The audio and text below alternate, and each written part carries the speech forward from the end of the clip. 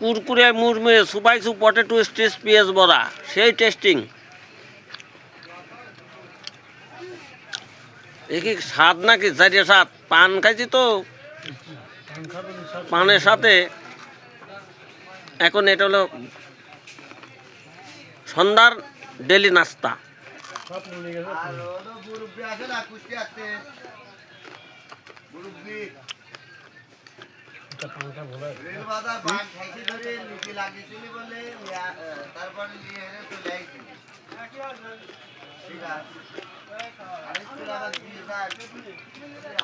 সন্ধ্যার পরে মনটা টাকে টুকি করে টুকটা খাওয়ার জন্যই।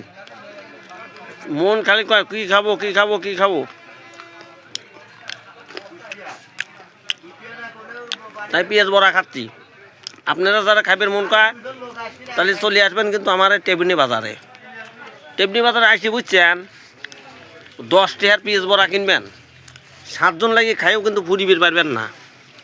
সাথে পাতাকপি যদি দেওয়া থাকে আর মুলি দেওয়া থাকে বুঝছেন, জারিয়া স্বাদ লাগবে কিন্তু।